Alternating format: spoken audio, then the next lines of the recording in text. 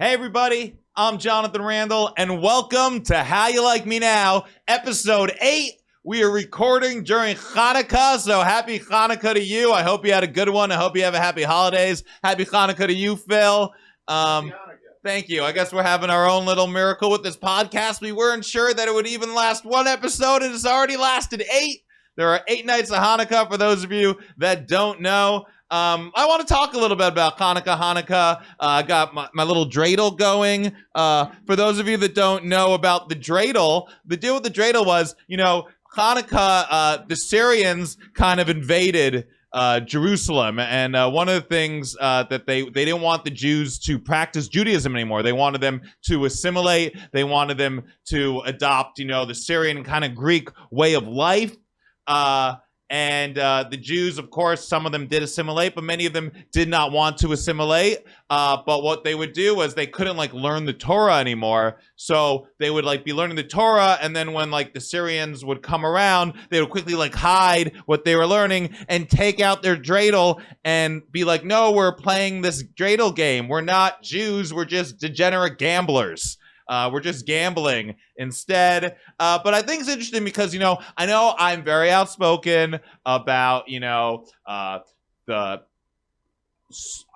plethora of human rights violations that Israel has against the Palestinian people. And, I want a very peaceful coexistence between Israel and Palestine.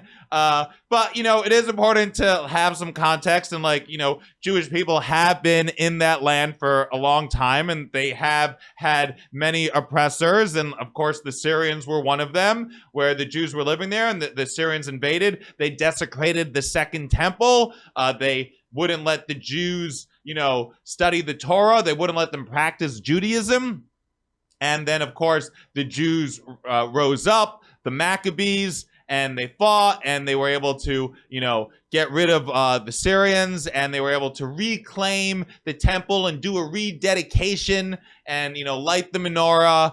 And, actually, I didn't even really know this. Growing up, I always was like, it's just all about the miracle. There was only enough oil to last one night, and it lasted 8 nights. And that's the miracle of Hannukah. And that's why we celebrate and do everything. But then I was doing research for the podcast and actually found out that, in the original Maccabee books, there is no mention of this long-lasting oil. This is just something that happened later on that they added into the Talmud.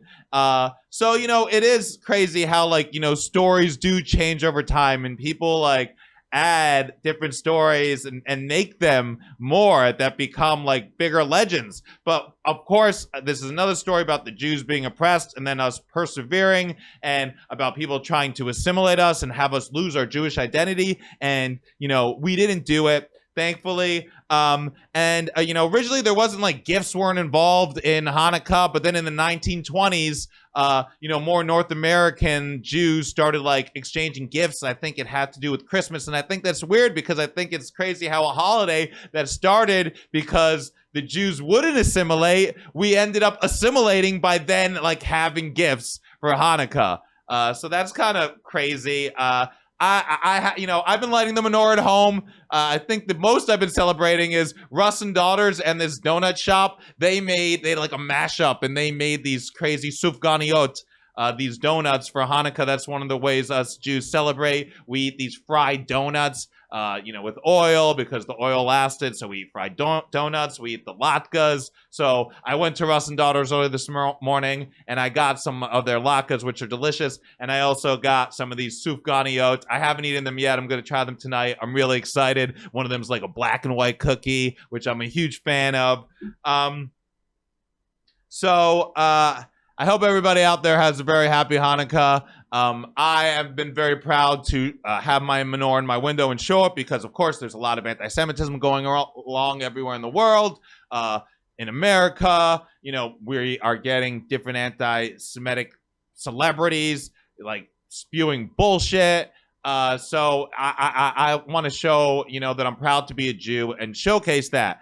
And I have been doing that with Hannukah, and I hope everybody is having a really good one. And I got my little dreidel here doing a little spin.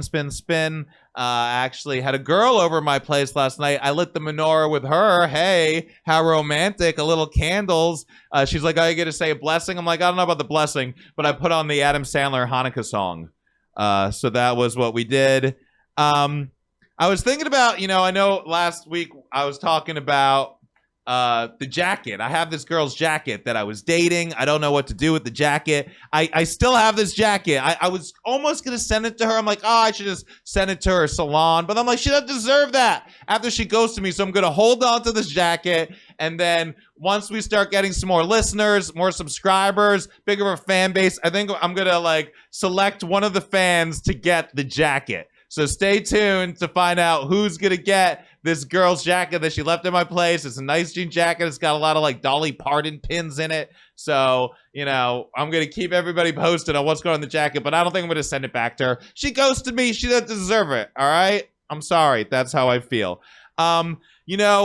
Today is actually interesting because a 97-year-old woman, which might be the last German that is going to be on trial for crimes she committed during the Holocaust. And she was convicted today, actually.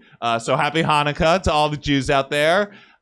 She's 97 years old. She's actually one of the first women civilians that's been convicted in a very long time. And of course, because all, these people are so old, she might be the last one that ever does go through a trial. And, she only got a 2-year suspended sentence or something. But it's more about, I think, just making a statement Germany wants that, there is no time limitations on, crimes that were committed during the Holocaust. So this woman, she was just a secretary, the most evil secretary, you thought the bureaucrats at your work were bad. But this one, she was involved with killing over 10,000 people, with her typewriter. So she got convicted for aiding and abetting. She's an old ass woman, 97. And when her trial started, she actually tried to go on the run, which I think is kind of funny, by the way. Some old ladies, I'm no, you're never going to get me. And she's going on the run. I feel like someone's got to make a comedy movie about an old lady going on the run and getting into all these crazy circumstances. You don't know why she's on the run. And you really identify with her and are rooting for her. But then at the end, you find out she's on the run because she was the secretary of the concentration camps. So she was the secretary of, for one of the camp's commanders. She was the typist. She was a stenographer. And it was for the Stuttenhof concentration camp. And, there weren't only Jews in this concentration camp. People often, associate the Holocaust with just a Jewish thing. And yes, 6 million Jews did die during the Holocaust, but 11 million people died total. There were other people that were also killed. And in this concentration camp, there was no different. There were other people incarcerated that included thousands of Polish civilians that were swept up in, what the Nazis were doing, different political prisoners. There were criminals. There were homosexuals, Jehovah's Witnesses. So all these people were in the camp. Over 60,000 people were killed. And, it was so horrible. Listen, I love, speaking out on behalf of the Palestinian people. I really do. I feel like it is part of my mission. And I've really been so flattered with so many people coming and be like, oh my gosh, there are Jews like you out there in the world that realize these atrocities that, the Palestinian people have committed.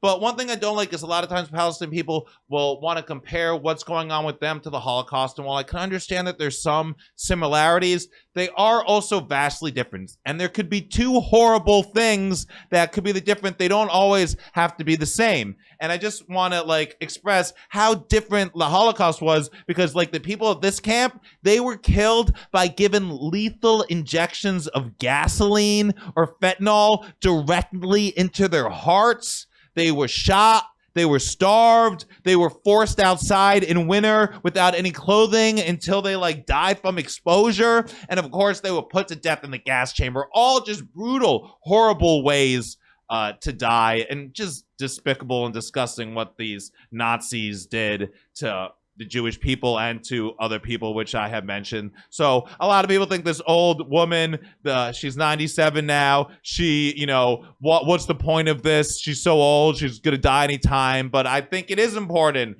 that she does pay for her crimes. of what she did. And I'm glad that she went on trial and that the world could see still, like, while these people are still alive before they die, that, you know, what they did was sick, horrible, and disgusting, and we're not going to forget. And I always say this, you know, the Jews, we always want to say, never forget, and we can never forget the Holocaust, but we also can't forget just what happened to us. We can't let ourselves do even anything similar to other people. So while I, you know, was just saying how I think they're vastly different, what's happening to the Palestinian people and what happened during World War II, unfortunately, there are a few things that are similar, just in the instance where, like, people are being oppressed, people are being killed, and, you know, human rights are being violated, and that needs to end. And, you know, we can't say as Jewish people never forget, just be about the Holocaust, and let other human right violations happen. So we need to make sure those don't happen as well. I think we should do a little nerding out with Phil right now. A little nerd. Nah, that was like some crazy rants I was going on. Like, geez, I don't know. Jewish oppression from Hannukah to the Holocaust, and then of course the Palestinian oppression. That's a lot of it at the hands of the Jews, unfortunately. But hey, let's nerd out a little bit. I was thinking, I was thinking what we should nerd out about. I started watching the show Tulsa King. Have you seen this show? Tulsa King. There's a show called Tulsa King. It's with Sylvester Stallone. Oh, I know what you're talking about. Okay, have you seen any episodes? I haven't seen it yet. Is it actually good? So I watched like one episode. I was like, this show's dumb. Who cares? Yeah. And then I was just like bored. I just wanted to put something on in the background, you know. So I started watching some more episodes, and it got so good. Oh my god! Really? I'm like the last episode, not the last episode, but the one before it was like so awesome. I was like, I'm like invested in the show now. First of all, Stallone is amazing. He is so good in this show. Really? I love him. I guess I've never been so into him as an actor. No, but I kind of sucks. I feel like on this show, he is like at his prime right now. Really? He's so good on the show. You know, it's about this mob guy. He gets out of jail. Yeah. They send him to Tulsa, and then he starts, you know, doing his mob stuff over there. It has a really good cast. You know, Martin Starr is in it. And I'm digging it. I'm into it. That's nuts. That's kind of like that. There was that Netflix show. It was like a Norwegian show. Okay. And it was kind of the Lilyhammer? same thing. Was that Lilyhammer? Yeah, okay, with one of the guys from The Sopranos. Yeah, so one of the guys I never watched who leaves that one, America, goes to like Iceland or Norway, starts doing a bunch of shit. But it was more of a comedy, you know? Okay. But telling me about Tulsa King reminds me of that. I think that's really fucking cool. I mean, like, the fact that Stallone is still trying to act, is still having fun. I mean, I feel like he went for a good script because he has enough money. All that Expendables money, dude, I mean, he's just picking something. Well, everything. Even I'm sure Rocky is still making money off of, you know? Even Rambo probably, like, you know, he has a huge body of work. He was such a big action star in like the 80s and the 90s. But just like now he is so like stoic and his acting is incredible. Like really? I'm loving this show. It's so good. He's getting, you know, he's having problems with like the local biker gang, and you know he's trying to extort like a weed dealer there, and he's got like all these different situations going on, and then he gets involved with like an ATF agent, and she doesn't know who he is, and he doesn't know who she is, and then she's like kind of likes him, but she's trying not to be too involved, and like it's just a really good show. I actually recommend it. Taylor Sheridan, I guess he made it. I guess he also made Yellowstone, and he's done a lot of shows. He's done films, and fantastic. I highly recommend checking it out. It's on Paramount Plus. Okay, I'll definitely check it out. I've been meaning to check out this new thing that Sylvester Stallone did on Amazon Prime. Oh, really? He has like his own superhero the movie. Samaritan, I think it's called or something. Yes, I haven't seen it. I haven't seen it. A part of me is like, right? I don't know. Now I might check it out after like loving him in Tulsa King. I might be like, I gotta see how his acting is, because he's old as shit. He's like he plays like a 75. Did you watch it? No, I haven't seen it yet. But that's why I'm like, this could be interesting because he's pulling off Tulsa King apparently, and I think I kind of understand the idea of the fucking movie. You know, he's an old superhero. Okay. So like he seems like kind of like a Batman kind of guy. Okay. You know what I mean? So like a brawler, it doesn't really seem like he has powers or anything. So now he's like 70. So Oh, wow. Sure I didn't realize that. I thought he had some sort of powers, but I'm going to check it out now. I feel like I'm going to definitely check now it out. I'm into like Stallone. I'm having like a Stallone resurgence. Hell yeah. Like man. Stallone is good. Yeah. I always didn't think he was like kind of like a bad actor, but oh my God, he is so good. He's so amazing. This is such like some of his best work. And I like, it makes me happy that like to see an actor who's like an older gentleman who's doing something now that's so great, and to have such a huge body of work, and then later on in life like be like, no, his best work's like still to come. Well, you know, it took him like 50 years. Yeah. He's done a lot of stuff. If you just keep acting, I feel never like know. eventually you might get a bit better. I hope so. That's all you got to do is just stick to it. That's what's important, you know? That's what I think is just the act of doing stuff, and you just got to persevere. You can't 10,000 hours. What? 10,000 hours. Yes, that's what Malcolm Gladwell said, the 10,000 hours. And there's a lot of people that it's just, I was reading a book called Grit that was also very good about it, where it's just like what the successful people have is that they kept doing it. They don't let adversity stop them. Yeah. They don't let failure stop them. Failure is just part of the journey. The failure is something that you have to have on your way to success. And I totally believe in that. I totally agree with that. And I know, you know, I don't feel the best about like often like the state of my career and what's happening, but Tell us about your failures. Thanks. Jonathan. I have a lot of them. All right. I have failures with my career, with my romantic relationships, with my friend relationships. I have failures with my family. So many failures, but I keep trying. I'm not letting it get me down. I don't let it get me too jaded from the world, too bitter against women, too protected to open myself up to new friends, and just too beaten down to keep trying, you know, in comedy and acting with the podcast, because to me, that's what matters. And at the end of the day, I would love to be a success. I'd love to say I did this and all my dreams came true. But I think what's most important to me is to be like, to know I tried and that I made the effort, and look back and be like, well, I tried, and like I have some stuff to show for it. I hope you guys will be listening to all the episodes of this podcast. And I'm still trying. I was in Rhode Island this past weekend doing some comedy, which was fun. Providence, Rhode Island. Rhode Island is the smallest state in America, and it's also not an island, okay? I don't know what kind of bullshit Rhode Island is doing, like where they're like, how are we gonna get people to come to our shitty state? Like, let's tell them it's an island. And like, they go, it's not an island. And they also do this annoying thing where they're like, you know, where it's like, keep our roads clean, but they spell roads like the Rhode Island way. Oh my gosh, the highways there are totally whack. But I ate at this really great old Italian restaurant that's been around from 1956. The Comedy Connection's a really cool comedy club too. It's in like an old bank that they converted into the comedy club, and like the old vault is the green room. I had heard about that actually. Which I think is really cool because, you know, I feel like often a lot of these clubs don't treat comedians the best way, and like they really just exploit comedians as a way to sell 2 drinks. So to have like keeping the comedians in the vault green room, it's like, oh yeah, we're precious. You know, see, you think that until they lock you in there. Oh, that would be the worst. But the show's really good there. Really great club. Nice people. I highly recommend it. I had a great time. And I love doing comedy, and I'm going to keep doing it no matter what. No matter what.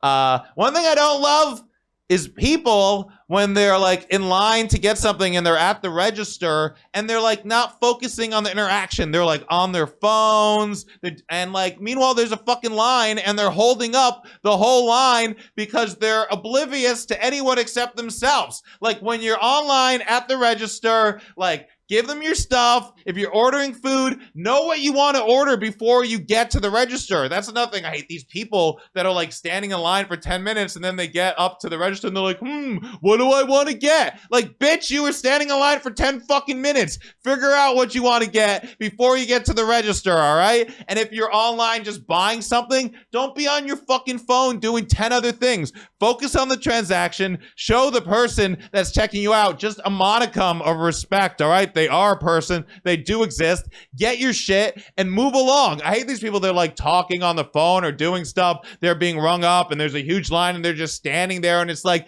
get your shit and go, motherfuckers. All right? It's not hang out online time or hang out at the register. It's buy your things and leave. Anyways, I hope everybody has a very happy holiday season, no matter what you're celebrating, no matter what dumb superstition you believe in. Check me out on Instagram, on TikTok, at Jonathan Randall. Check out the podcast at How You Like Me Now podcast across all social media. Please subscribe to my personal YouTube page and the YouTube page of How You Like Me Now podcast. Thanks for listening. I'm Jonathan Randall. How you like me now?